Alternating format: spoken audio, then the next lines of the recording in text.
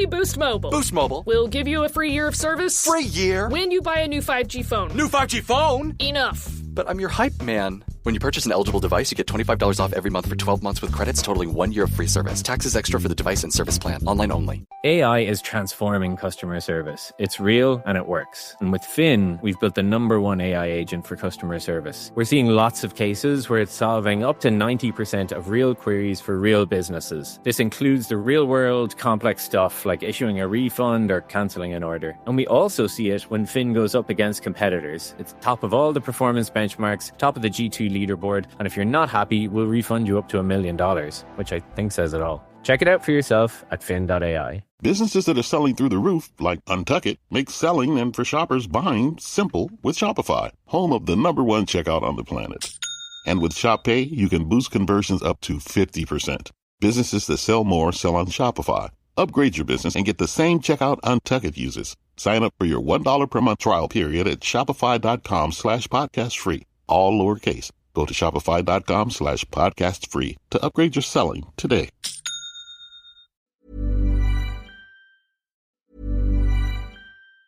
Only Boost Mobile. Boost Mobile. We'll give you a free year of service. Free year? When you buy a new 5G phone. New 5G phone? Enough. But I'm your hype man. When you purchase an eligible device, you get $25 off every month for 12 months with credits totaling 1 year of free service. Taxes extra for the device and service plan. Online only. Doug. Limu and I always tell you to customize your car insurance and save hundreds with Liberty Mutual. But now, we want you to feel it. Cue the emu music, Limu. Save yourself money today. Increase your wealth. Customize and save, we say. That may have been too much feeling. Only pay for what you need at libertymutual.com. Liberty, liberty, liberty, liberty. Savings vary. Underwritten by Liberty Mutual Insurance Company and affiliates. Excludes Massachusetts.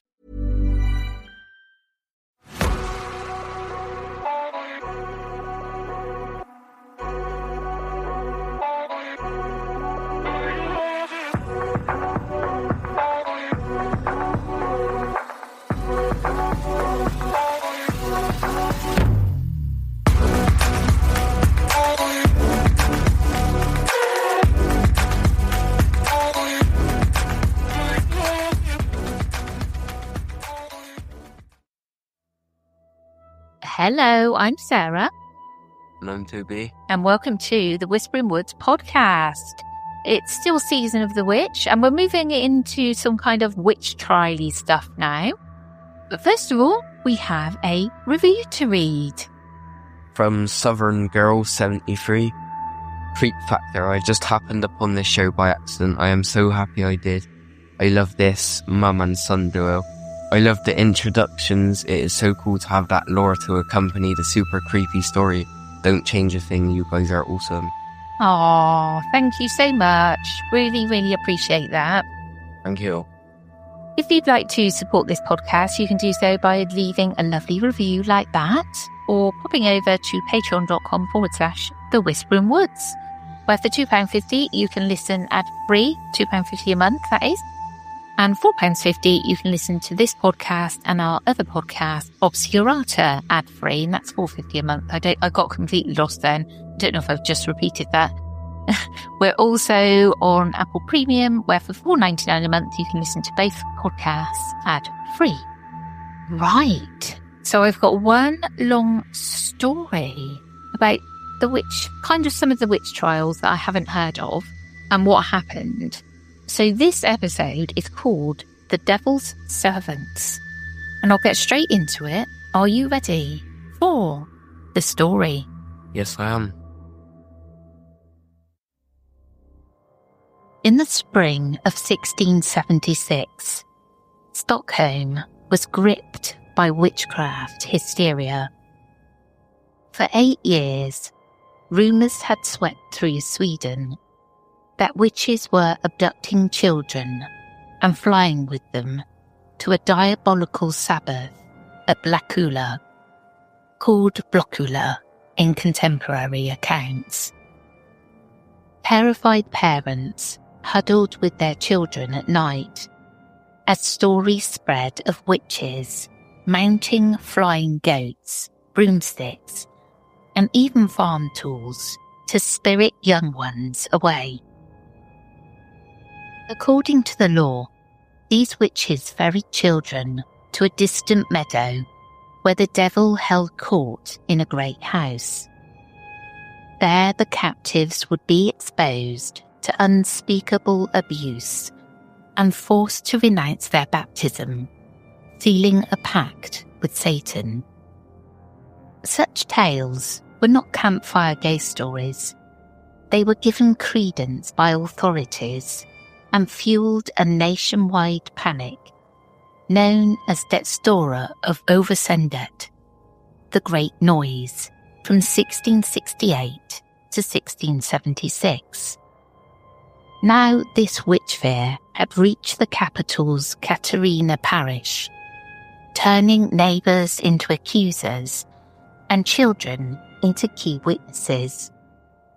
Into this cauldron of fear stepped Margereta Matsdotter, a 21-year-old maidservant, better known by the nickname Dufvans Margereta, Margereta of the Dove. She would soon find herself at the centre of one of Sweden's most infamous witch trials, a case that illustrates how easily nightmare and reality can blur in a society haunted by the devil. Dufvans Margereta lived a humble life on Stockholm's southern side, the daughter of a gardener. Yet in the fevered atmosphere of 1676, even a humble maid could attract dangerous suspicion. She had caught the eye of a local tailor who gifted her an expensive silk dress, an act of courtship that should have been innocent. But to her neighbours, this gift seemed inexplicable for a poor servant, unless dark magic was at work. How else could a lowly girl charm such finery out of a suitor? Gossip soon linked Margereta to sorcery. Whispers turned to open accusations when a wave of child testimonies hit the Katarina district. Children began naming adults who they claimed had snatched them away at night to attend the witches' Sabbath in Blackula. In these fantastical accounts, witches flew by night with their victims, sometimes riding on farm animals or even the sleeping bodies of men, to a lush meadow where Satan awaited. There, as the stories went, each witch signed the devil's book in blood and underwent a mock baptism, swearing eternal loyalty to the evil one. A great feast unfolded at a long table with Satan at the head, surrounded by his favourite witches, while the kidnapped children stood sobbing by the door.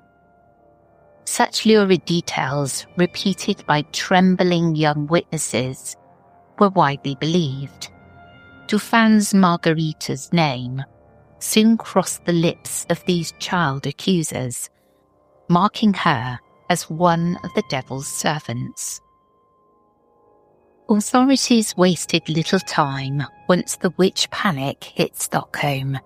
In April 1676, a special witchcraft commission arrived to investigate the claims in Katarina parish. Margereta was among the first to be denounced. Several local girls, known as Gavel Boy and the Mira Maids, pointed to her, insisting she had helped an older alleged witch, Agnes Johansdotter, abduct children to Blackula. Astonishingly, even one of Margereta's own peers turned against her. Another maidservant named Margereta Matsdotter, a namesake unrelated by blood, had earlier confessed to witchcraft and had now accused Dufvans Margereta of being her accomplice. This other Margereta, a Finnish immigrant, had turned herself in to authorities after the first witch executions, possibly seeking a suicidal end. She was swiftly condemned and executed in May 1676. With children's testimonies and even an executed witch's word stacked against her, Dufvans Margereta was arrested. Neighbours claimed they had seen her consorting with known sorcerers and playful with the devil's gifts. In the eyes of the fearful community, the young maid with the silk dress had been unmasked as a witch in league with Satan. In a stone chamber beneath Katarina Church, Margereta Madsdotter faced her interrogators.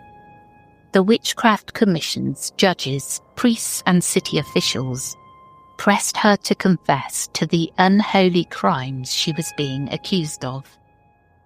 At first, Margereta vehemently protested her innocence, tearfully denying that she had ever harmed a child or trafficked with the devil. But the climate of the trials was merciless. A witch's denial was seen as proof of Satan's hold on her soul. When Margereta would not concede to the charges, the court resorted to torture. Using methods imported from Europe's witch-hunting playbook, something even some Swedish judges viewed with unease, interrogators subjected the young woman to agonizing pain to break her will. Under this duress, Dufvans Margereta's resolve shattered. She confessed, haltingly at first, then in a rush of fantastical detail, to every wicked act the prosecutors suggested. By candlelight, the scribes recorded her forced confession. Margereta admitted that the elder witch Agnes Johansdotter had initiated her into witchcraft, whisking her away to Blackula and teaching her evil arts. She told the court that she herself had carried children to the witch's Sabbath, delivering them into Satan's clutches. As her interrogators pressed for more, Margereta's imagination, or rather the collective imagination of the witch panic, painted a dark tableau. She described devils and Sabbath gatherings in vivid terms, how at Blackula the devil sat in a place of honour at the head of the table, appearing as a man, though he was in truth a dog. In her confession, she even wove herself a bizarre personal fate, claiming that at the Sabbath she was given a demon as a husband. The fiend was called Necken, and she said she had married him in Blackula and born his child in that infernal place. This shocking testimony, wrung out under torture, seemed to confirm every nightmare notion of the witch hunters.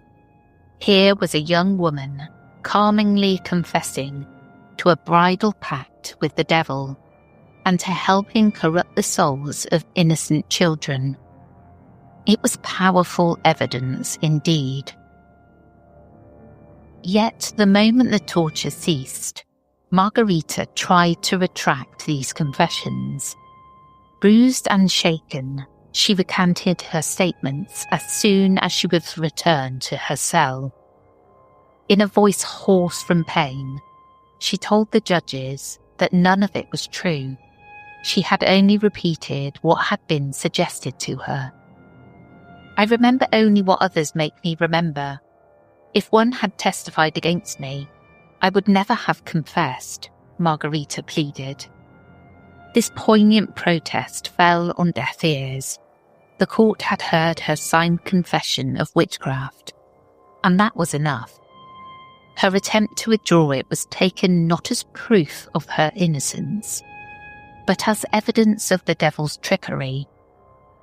In the logic of the witch hunt, Satan was always ready to steal a witch's truthful confession from her lips if given the chance. The judges ignored Margereta's retraction and proceeded toward a verdict.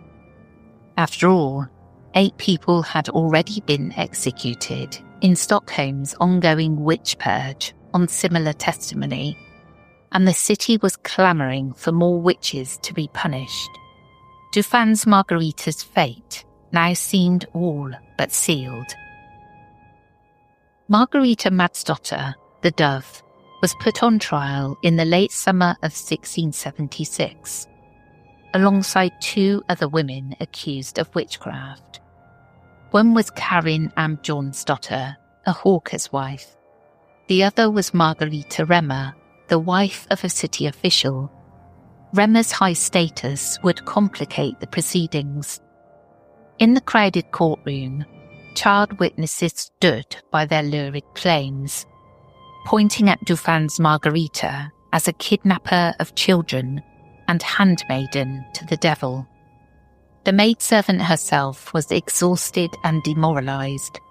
She had confessed under torture and then recanted, but any credibility she had was gone.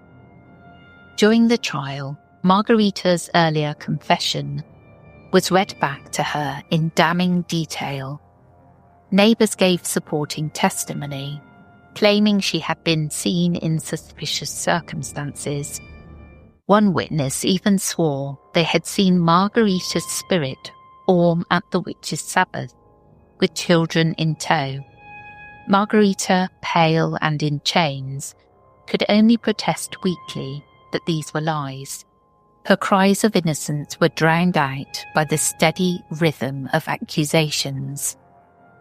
Behind the scenes, though, the witch panic was reaching a breaking point. Members of the Witchcraft Commission themselves were growing uneasy about the reliability of the child testimonies. The case of Dufvans Margereta had sparked debate. Some officials noted that her confession had been produced by torture, and that the tales told by children were inconsistent. The presiding judges argued among themselves. The commissioner, Urban Hien, a learned physician, and Minister Eric Norris voiced doubts, urging the court to set aside Margereta's death sentence. On the other side, hardliners like Judge Coyett insisted the condemned witches must burn, lest the devil's minions go unpunished. Even Judge Jacob Conander, while suspicious of the child witnesses, pushed for harsh measures. He had earlier supported using torture to force confessions. In the end, the majority of the court still leaned towards severity. They would not risk sparing someone who might be a witch. Margereta Madsdotter was found guilty of witchcraft and sentenced to death in August 1676. So too was Karin, her co-accused. Margaret Remmer, the official's wife, managed to delay her verdict thanks to her husband's passionate defence and the judge's waning confidence in the evidence.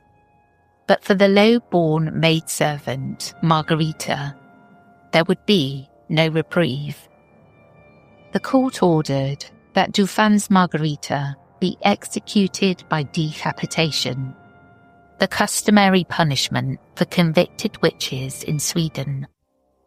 After the executioner's sword fell, her body was to be burned at the stake to purify the crime and prevent any sorcerous relics from remaining. With this grim sentence pronounced, the young woman of 21 was led away in chains to await the day of her death. It's hard to imagine her despair. Not long before, she had been simply a maid, hopeful for marriage. Now she was condemned as an accomplice of Satan. As she languished in her cell in the late summer heat, Margereta would have heard the whispers about what happened to Malin Motsdotter, another accused witch, just a few weeks prior. Malin, an older woman who, like Margereta, refused to confess, had been burned alive at the stake in Stockholm on August the 5th, 1676. She died without screaming, which onlookers perversely took as proof that the devil had numbed her against the flames. Such was the horror now looming over Dufvans' Margereta. She had confessed under torture but retracted, which made her stubborn in the judge's eyes, nearly as stubborn as Malin had been.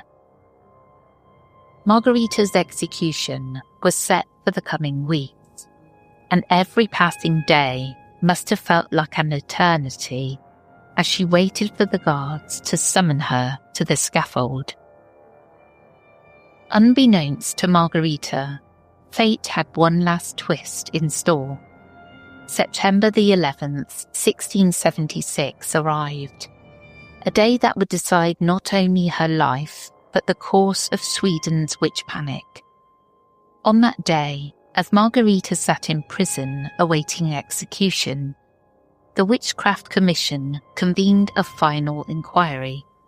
The judges had resolved to re-examine the child witnesses in open court, suspecting that some had been coached in their tales.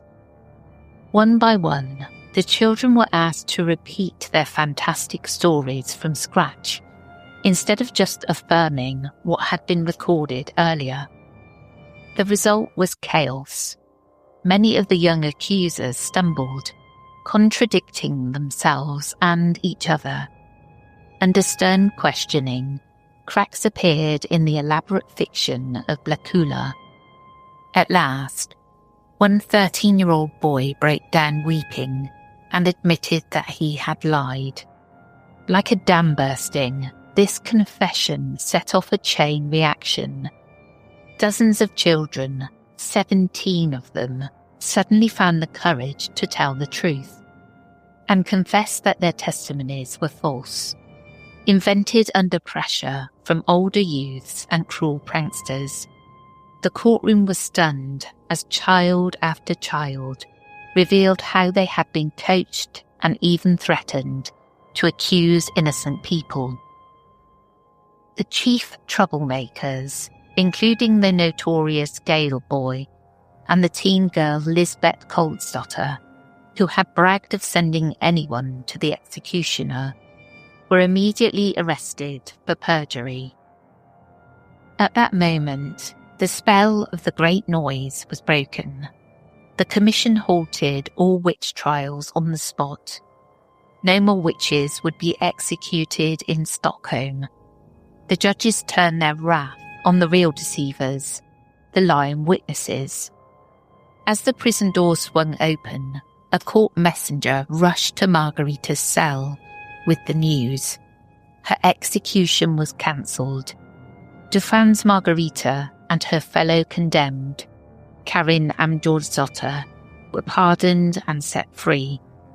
After 5 harrowing months of accusations and agony, Margereta stumbled out of prison alive, blinking in the autumn sunlight. The nightmare had ended just in time. In the days that followed, Stockholm struggled to return to its senses. All the remaining witch suspects, including Margereta Remmer, and even the infamous Agnes Johansdotter, were released and cleared of charges. The authorities publicly acknowledged that the witch panic had been built on lies and delusion. Dufvans' Margereta herself, upon learning that the child witnesses had been discredited, asserted what she had maintained all along. She had never been to Blacula, and every devilish thing in her confession was simply repeating the wild stories she had heard from others. You can only imagine her relief mingled with grief. For 8 innocent people had been executed, in the Caterina witch trials before the truth emerged. Margereta had come within days of being the ninth. The witch frenzy in Sweden officially came to an end in late 1676, largely because of the unravelling that her case helped trigger. In 1677, the government even mandated a special church service of thanksgiving that the devil's witches had been banished forever from the kingdom. But for Margereta and others who survived the trials, the scars, both physical and emotional, would never fully heal. Today, the story of Dufvans Margereta is a reminder to the power of fear and falsehood. Her ordeal marked the final chapter of Sweden's great witch hunt, bringing that season of madness to a close. An innocent life nearly destroyed by collective delusion. In the end, Margereta's refusal to willingly lie about herself and the absurdity of her coerced confession helped expose the witch panic for what it was. Her case forced authorities to confront how easily children's nightmares have been taken for reality. It reminds us that even the most devout community can be led astray by hysteria, turning on its own in desperate attempt to root out an imagined evil. There is a chilling poignancy in Margereta's plaintive words to the court. I only remember what others make me remember. If no one had testified against me, I would not have confessed. Those words, recorded over 3 centuries ago, echo to us now as a warning. They speak to the tragic fragility of truth when fear reigns. Dufvans Margereta walked away from the witch trials with her life, but countless others in Sweden and beyond did not. The ghosts of those victims linger in the historical record, a reminder of how easily justice can be perverted by superstition. The legacy of Margereta's case is a cautiously hopeful one. It proved that even at the height of panic, reason and justice can reassert themselves, albeit after terrible cost. In Stockholm's Katarina churchyard today, no marker bears Dufvans Margereta's name, yet her story survives. A quietly eerie tale of innocence nearly consumed by darkness, and of a community that had to face the demons of its own making. A PSA from Instacart. It's Sunday, 5 p.m. You had a non-stop weekend. You're running on empty, and so is your fridge. You're in the trenches of the Sunday scaries. You don't have it in you to go to the store, but this is your reminder. You don't have to. You can get everything you need delivered through Instacart so that you can get what you really need. More time to do whatever you want. Instacart. For one less Sunday scary, we're here. AI is transforming customer service. It's real and it works. And with Finn, we've built the #1 AI agent for customer service. We're seeing lots of cases where it's solving up to 90% of real queries for real businesses. This includes the real-world complex stuff like issuing a refund or cancelling an order. And we also see it when Finn goes up against competitors. It's top of all the performance benchmarks, top of the G2 leaderboard, and if you're not happy, we'll refund you up to $1 million, which I think says it all. Check it out for yourself at fin.ai. I've noticed, actually, a lot of parallels from the witch trials to today. Do you understand what I'm saying by that? Because I am getting a little bit political now. But there is so much hatred and so much vitriol out there, everywhere, that it just seems like we're repeating history, and it would not surprise... The army. Yeah, We've been repeating history for decades. Yeah, and it really wouldn't surprise me if we started lynching people and saying that they were witches again. It's just shocking to me. But you can just see it, the fury in people at the moment. And that is really scary because that breeds things like this. Yeah. And this, the government are going to come take you because you're a witch. they're taking people for all sorts. I'm just like, I've got to stay off Twitter. X. Because it's terrifying. Terrifying. That sounded to me like it was all spawned from jealousy because she must have been beneath the bloke who bought her the silk dress. And that was it. She's a witch. Maybe he wanted her to be seen like that. Well, could be, but I did wonder where was he when all this was happening.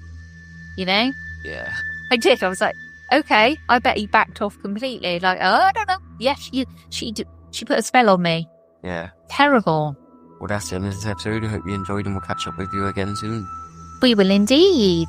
I'll catch up with you again tomorrow if you're tuning in for Obscurata. And then we have the Reddit episode on Wednesday, Obscurata on Thursday, along with the extra. We've got another witchy story then. And then I've lost count now. And then we're back again on Sunday. Take care, everyone. Bye-bye.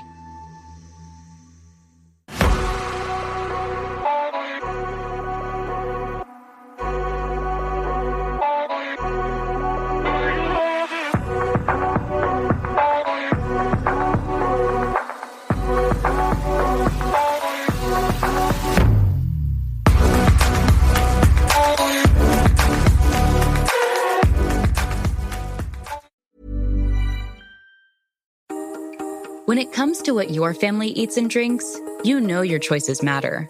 You're the expert because you know what fits your life. And getting it right starts with good information.